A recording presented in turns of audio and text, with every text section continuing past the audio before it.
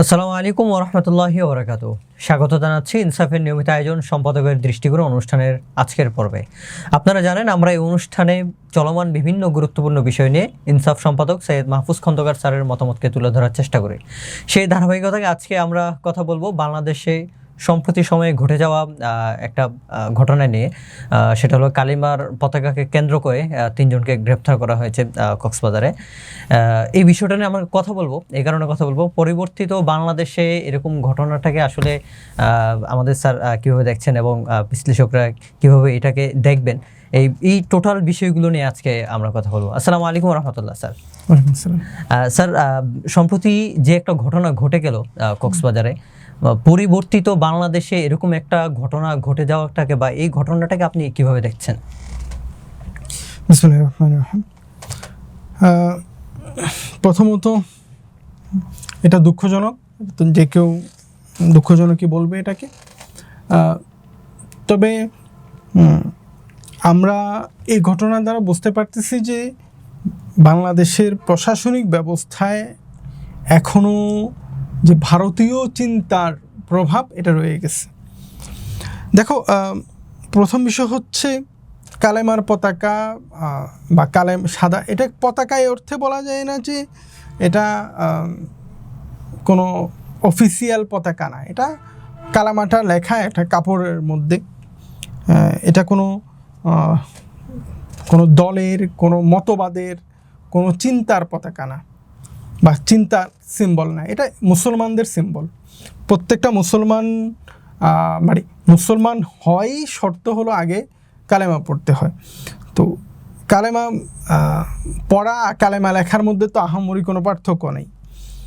এবং বাংলাদেশে কালেমার পতাকা নিয়ে কেউ আপত্তি করা বা কালেমা কোথাও লেখা নিয়ে সাদা কাপড়ে, কালো কাপড়ে বা নীল, লাল, বেগুনি বা কাঠে যে কোনো জায়গায় কালেমা লেখা নিয়ে আপত্তি করাটা দুঃখজনক। কারণ বাংলাদেশের সর্বোচ্চ স্থানগুলোতে, যেমন রাষ্ট্রপতির বঙ্গভবনে, প্রধানমন্ত্রীর মন্ত্রিপরিষদের বৈঠক যেখানে হয়, প্রধানমন্ত্রীর কার্যালয়ে, সব জায়গায় বড় অক্ষরে কালেমা লেখা থাকে। এবং সেনাবাহিনীর সেনাপ্রধানের বাসভবনে বা সেনাপ্রধানের কার্যালয়েও অনেক সময় কালেমাকে দেখা যায়।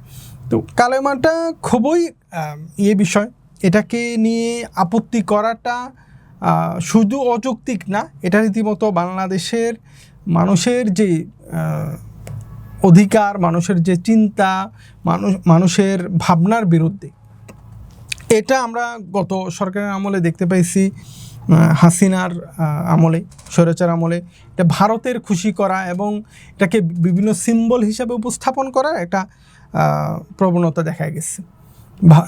আন্তর্জাতিক অনেক শক্তিকে খুশি করার জন্য তারা কালেমার পতাকা বা লা ইলাহা ইল্লাল্লাহ লেখা পতাকা বা লা ইলাহা ইল্লাল্লাহ লেখা বিভিন্ন ব্যানার, কাগজ, কাপড়, এগুলো কিনে নানা রকম পরিস্থিতিতে ফেলতো যারা এই ধরনের কালেমার পতাকা বা কালেমা লেখা নিয়ে কোথাও বের হতো বা কোথাও এটা উপস্থাপন করতো। তো আমরা আশা করেছিলাম এই ধরনের পরিস্থিতি আর হবে না। কারণ আমরা বিপ্লবের সময় জাতীয় পতাকার পাশাপাশি একটা পতাকাই দেখা গেছে, একটা না, দুইটা পতাকা দেখা গেছে। বিপ্লবের সময় প্রধানতম বাংলাদেশের পতাকা এবং ফিলিস্তিনের পতাকা এবং কালেমা লেখা একটা পতাকা দেখা গেছে। এবং 5 তারিখেও আমরা কালেমার পতাকা দেখছি স্পষ্ট। তো এটা নিয়ে কেউ আপত্তি করা, যারা কালেমার পতাকা লাগাবে বা উপস্থাপন করবে, কোথাও প্রদর্শন করবে, এটা বিরোধিতা করার কোনো যৌক্তিকতা নাই। এবং যৌক্তিকতা তো নাই, পাশাপাশি এটাকে নিয়ে কেউ হাসিনার পতনের পরেও, 24শে বিপ্লবের পরেও এটাকে নিয়ে কেউ এ ধরনের প্রশাসনিক ঝামেলা তৈরি করতে পারে, এটা আমাদের জন্য অনাকাঙ্ক্ষিত। আমরা এটা ভাবতেও পারি না এরকম কিছু হতে পারে। আর যেটা বললাম, কক্সবাজারে 3জন ভাইকে গ্রেপ্তার করা হয়েছে, 3জন মুসলমানকে গ্রেপ্তার করা হয়েছে, এটা খুবই দুঃখজনক। তাদের সাথে প্রথমে ডিবি থেকে কথা বলা হয়েছে। ডিবি বলছে যে ডিবি কার্যালয়ে যাওয়ার জন্য বলা হয়েছে কক্সবাজারে। তারা ডিবি কার্যালয়ে না যেয়ে তারা থানায় চলে গেছিলো, কারণ থানাটা তাদের জন্য কাছে। তো যারা নিজেরাই গেছে এদেরকে গ্রেপ্তার দেখে বেশ কয়েকদিন রেখে গ্রেপ্তার দেখে আদালতে দেওয়াটা, আমরা এটা মানে এটা আমাদের মনে হচ্ছে যে হাসিনার প্রভাব রয়ে গেছে। তো কালেমার পতাকা নিয়ে বাংলাদেশে আপত্তি করা, বাংলাদেশে এটাকে নিয়ে কাউকে গ্রেপ্তার করা, এটা শুধু দুঃখজনক নয়, এটা রীতিমতো আমাদেরকে আতঙ্কিতও করে যে আমরা কি তাহলে হাসিনার ওই ধরন থেকে বের হতে পারলাম না। আর আমাদের রাষ্ট্র ভারতীয় চিন্তার এবং ইসলামোফোবিয়ার যে চিন্তা, ইসলামের বিষয় আতঙ্কের যে চিন্তা, ওটা থেকে বের হয়ে আসুক, প্রশাসন বের হয়ে আসুক। গুরুত্বপূর্ণ পয়েন্ট হলো বাংলাদেশে কিন্তু এমন কোনো আইন নাই যে কালেমার পতাকা রাখাটা অন্যায় হবে, বরং এটাকে উৎসাহিত করা যায়। আমি বলবো যে এটা বাংলাদেশের আইনে তো বাংলাদেশের কাঠামোতে এটা উৎসাহিত করা হয়েছে, যেখানে প্রধানমন্ত্রীর যেখানে বসেন মন্ত্রী পরিষদের সাথে তার উপরে লা ইলাহা ইল্লাল্লাহ লেখা, রাষ্ট্রপতি যেখানে বসেন সেখানে লা ইলাহা ইল্লাল্লাহ লেখা, লা ইলাহা ইল্লাল্লাহ মুহাম্মাদুর রাসূলুল্লাহ পুরো কালেমা লেখা। তো এই জিনিসটাকে কেউ সাদা কালো বা নীল লাল কাগজের মধ্যে ব্যবহার করলে, এটাকে কাপড়ের মধ্যে ব্যবহার করলে এটাকে নিয়ে এই লেভেলের আপত্তিটা কেন হবে? এখানে একটা পয়েন্ট নিয়ে আসা হয় যে এটা বিদেশিদের পতাকা, এটাকে তালেবানের পতাকা বলা হয়। দেখো, তালেবান অফিসিয়ালি, হ্যাঁ তালেবান এই পতাকাটা ব্যবহার করে, তারা সাদার মধ্যে কালোতে কালেমা লেখা ব্যবহার করে। তো সৌদি আরবও সেম, সৌদি আরবও কালেমা লা ইলাহা ইল্লাল্লাহ মুহাম্মাদুর রাসূলুল্লাহ লেখে, ওটা সবুজের মধ্যে লেখে। হামাস লেখে, হামাসটাও সবুজের মধ্যে সাদা লেখে। তো এইটাকে মানে এটাকে এভাবে ধরা যে এটা অমুকের পতাকা, এইটা যৌক্তিক না, কারণ কালেমাটা যে কেউ লিখতে পারে, আর কালার যে কেউ যে কোনো কালারের মধ্যে দিতে পারে। তো এইগুলো নিয়ে দুর্ভাগ্যজনক বাংলাদেশের আইন না থাকার পরেও এক ধরনের ইসলাম আতঙ্ক বা ইসলামোফোবিয়া থেকে এই কাজগুলো করা হচ্ছে। আমি মনে করি এই ধরনের কাজ থেকে রাষ্ট্র খুব দ্রুত এগুলো থেকে বের হয়ে আসুক। হ্যাঁ, এটা অবশ্যই আমরা বলবো যে কেউ যদি কালেমার পতাকা ব্যবহার করে অন্যায় করে, তো সেটা কালেমার পতাকা ব্যবহার করে অন্যায় করলো অন্যায়, কালেমার পতাকা ব্যবহার না করে অন্যায় করলো অন্যায়। এটাকে ওইভাবে মানে কালেমার পতাকার কারণে অন্যায় না, সেটা তার অন্যায়ই থাকবে, কিন্তু এটার সাথে কালেমার পতাকাকে না মেলানো। ধন্যবাদ স্যার। কিন্তু এই জায়গায় যে বিষয়টা আসছে সেটা হলো আওয়ামী সরকারের আমলে যদি এরকম কিছু হতো সেটাকে আমরা স্বাভাবিকভাবে অনেকটা ধরে নিতাম। আওয়ামী সরকার নাই, ফেসিবাদ একটা সরকারের পতন হয়েছে, ঠিক এই সময়টাতে এসে এরকম একটা ঘটনাটাকে আসলে কি আগামীর বাংলাদেশে ওলামায়ে কেরামের জন্য আগামীর বাংলাদেশটা কঠিন হতে যাচ্ছে কিনা? অবশ্যই এটা কিছুটা হলেও তো শঙ্কা তৈরি করে যে আগামীটা তাহলে কেমন হবে। এখন এই জিনিসটা এমন হলো, তবে আমি এটাকে খুব এটা রাষ্ট্রীয় সিদ্ধান্ত এরকম মনে করতে চাই না। আমার মনে হয় যে এটা স্থানীয় প্রশাসন এই অতি উৎসাহী হয়ে এই কাজগুলো করতেছে। কেন করতেছে স্যার? এখানে তো তাদের প্রমোশনেরও কোনো ইয়া নাই না। এটা হলো এতদিন এই সিস্টেমের মধ্যে তারা হয়ে আসছে, গত 16 বছর তারা প্রশিক্ষণ পেয়ে আসছে। তো বিশেষ করে যারা সরকারের কম পছন্দের হয় তাদেরকে কক্সবাজার, তাদেরকে খাগড়াছড়ি ওরকম হয়তো দেওয়া হয়। তো আমরা হয়তো মনে করতে পারি, এরকম ব্যাখ্যাও করা যেতে পারে যে সরকার যাদেরকে কম পছন্দ করে তাদেরকে ওই জায়গায় পাঠাইছে, আর ওরাই এই কাজগুলো সরকারকে বিতর্কিত করার জন্য করতেছে, ইসলামপন্থীদেরকে মাঠে নামানোর জন্য করতেছে, সরকারের বিরুদ্ধে একটা আওয়াজ তোলার জন্য। তো এইটা স্বরাষ্ট্র মন্ত্রণালয় সবার এটা আরও সতর্ক হওয়া উচিত, এবং বিশেষভাবে ওলামায়ে কেরামেরও সতর্ক হওয়া উচিত যে আজকে কালেমার পতাকার কারণে ধরছে, কালকে দাড়ি টুপির কারণে ধরা হবে। এটা আমরা হাসিনার আমলে দেখছি। তো এই জায়গাটা সতর্ক হওয়া উচিত। কিন্তু এই জায়গায় যে বিষয়টা সবচেয়ে সবাক করে সেটা হলো আমরা যখন কোনো বিশ্বকেন্দ্রিক কোনো খেলা চলে, ফুটবল খেলা, ওয়ার্ল্ড কাপ, সেই সময়টা দেখে আমরা ব্রাজিল আর্জেন্টিনার পতাকা কিন্তু বাংলাদেশে খুব বেশি উড়ে। তো ওগুলো নিয়ে কখনো সরকার কোনো রিয়াকশনে যায় নাই, বাট এই কালেমার পতাকাটাকে কেন তারা এতটা সিরিয়াসলি নেয়? না, এটা তো খেলা কেন্দ্রিক বিনোদন, এটা যেমন আছে ব্রাজিল আর্জেন্টিনা কিলোমিটারের পর কিলোমিটার হাজার হাজার পতাকা, লাখো পতাকা লাগানো হয় ব্রাজিল আর্জেন্টিনা। এটা তো রাষ্ট্রীয় আইনের মধ্যে পড়ে না নাকি যে অন্য কোনো রাষ্ট্রের পতাকা ওড়ানো নিষেধ? অনুমোদিত না, মানে অন্য কোনো রাষ্ট্রের পতাকা ওড়ানো উচিত, মানে আইনত উচিত না।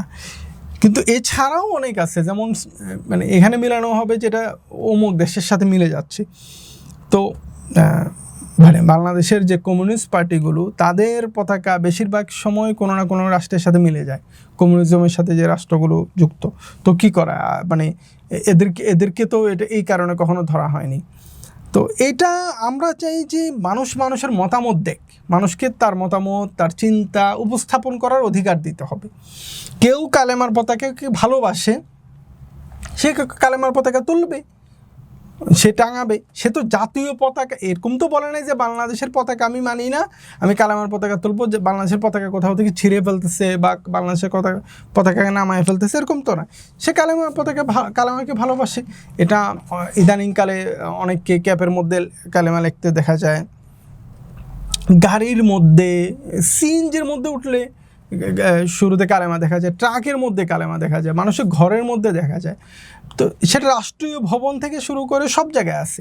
তো যেই কালেমা আমার মানে রাষ্ট্রের সর্বোচ্চ জায়গা থেকে শুরু করে একটা রিক্সার পিছনে, রিক্সার মধ্যে, একটা সিএনজির মধ্যে থাকতে পারে, অটোরিক্সার মধ্যে, সিএনজির মধ্যে থাকতে পারে, ওই কালেমা কেউ সাদা কাপড়ে বা কালো কাপড়ে লেখার জন্য গ্রেপ্তার করাটা, শুধুমাত্র এই কারণে গ্রেপ্তার করাটা কোনোভাবেই যৌক্তিক না। কেউ তার বিরুদ্ধে যদি অভিযোগ থাকে সে সন্ত্রাসবাদের সাথে যুক্ত, কেউ কোনো অন্যায়ের সাথে যুক্ত, তাকে ওইটার কারণে গ্রেপ্তার করুক। কিন্তু আমরা দেখতে পাচ্ছি শুধু কালেমার পতাকা কেন সে লাগাচ্ছে, এটার জন্য তাকে গ্রেপ্তার করা হয়েছে। এটাকে অবশ্যই প্রশাসনিকভাবে এই জিনিসগুলো নিয়ে প্রশাসনকেও এটা, রাষ্ট্রকেও এটা এই জায়গায় সতর্ক হতে হবে। পাশাপাশি ওলামা একরাম, সচেতন মানুষ যারা, তাদেরকেও সতর্ক হতে হবে যেন এই ধরনের জিনিসগুলো আর না হয়। আর আমরা তো আমরা নিজেরাও মিডিয়ার সাথে যুক্ত, আসলে এখানে মিডিয়া একটা বড় ভূমিকা রাখে। তো আমরা আশা করব আগামীটা একটু পরিবর্তিত হবে, আমরা অপেক্ষা করতে চাই। ধন্যবাদ স্যার। আমরা একেবারে ছোট করব, অল্প সময়ের মধ্যে শেষ করে দেব। আপনি তালেবানের কথা বলছিলেন, আপনি আফগানিস্তানের কথা বলছিলেন, হামাসের কথা বলছিলেন। তো পশ্চিমারা যেহেতু তালেবান বিরোধী, পশ্চিমারা যেহেতু আফগানিস্তান বিরোধী, পশ্চিমারা যেহেতু হামাস বিরোধী, এই কালেমার পতাকা কেন্দ্র করে তারা যে প্রভাকাণ্ডাগুলো ছড়াইছে, মানুষের দৃষ্টিভঙ্গি পরিবর্তনের যে চেষ্টাগুলো করছে, এটা কি আসলে ওই কেন্দ্রিক কিনা, আফগানিস্তান হামাস কেন্দ্রিক কিনা? না, প্রথমত পশ্চিম বলে নাই যে 3 জনকে গ্রেপ্তার করতে, এরকম আমি মনে করি না। পশ্চিম বা আন্তর্জাতিক শক্তি, হ্যাঁ, বৃহৎ অর্থে তারা এই চিন্তা রাখে। তবে তারা কি চিন্তা রাখলো এটার চেয়ে বড় কথা, এটাকে আমরা কিভাবে উপস্থাপন করব। পশ্চিম কালেমা নিয়ে তাদের আপত্তি না, তাদের আপত্তিটা হলো মানুষের চিন্তায় কালেমাটাকে কতটা ধারণ করে। এজন্য সৌদি আরবের কালেমায় তাদের কোনো আপত্তি নেই, একই লা ইলাহা ইল্লাল্লাহ মুহাম্মাদুর রাসূলুল্লাহ, ওখানে তো নিচে একটা তলোয়ারও দেওয়া আছে। তো ওইটাতে তাদের তো কখনো আপত্তি করতে দেখা যায়নি। এটা আফগানিস্তান যেহেতু তুলনামূলক ইসলামপন্থায় অনেক দূর আগে, সৌদির চেয়ে আফগানিস্তানে তারা পরাজিত হয়েছে, তো এই কারণে তারা আপত্তি করে। তো বাংলাদেশের মানে কেউ কালেমার পতাকা উড়ালো, এটা নিয়ে যে আমার মনে হয় না পশ্চিমা রাষ্ট্রগুলো বা এতটা ফিকির এটা নিয়ে এত বেশি প্রতিক্রিয়া থাকবে। এটা আমাদের দেশীয় সুশীলদের প্রতিক্রিয়া অনেক বেশি। সুশীলদের প্রতিক্রিয়ার কারণও আছে অনেক। তারা তো মানে ইসলামোফোবিয়া আক্রান্ত, তারা ইসলামের যে কোনো কিছুকে ওরা ভয় পায়। তো এই কারণে করে, আশা করি রাষ্ট্র বুঝতে পারবে, এবং আমরা একটু সময় দিতে চাই রাষ্ট্রকে। একটা ফেসিজমের পতন হওয়ার পর রাষ্ট্রের সবগুলো অর্গানের মধ্যে তো এরা বসে আছে, এদেরকে তো তাড়ানো যায় নাই। তো তারাই রাষ্ট্রকে এই ধরনের বিপজ্জনক জায়গায় নিয়ে যাচ্ছে। আমরা আশা করব রাষ্ট্র এটা থেকে সতর্ক হবে। ধন্যবাদ স্যার, আজকে এ পর্যন্তই। আমরা ইনশাল্লাহ আবারও কোনো একদিন কোনো একটা পর্বে সম্পাদকের দৃষ্টিকোণ অনুষ্ঠানের নতুন কোনো এক পর্বে নতুন কোনো এক বিষয় নিয়ে কথা বলবো। সেই সময় পর্যন্ত সাথে থাকুন, ভালো থাকুন। আসসালামু আলাইকুম রহমতুল্লাহ।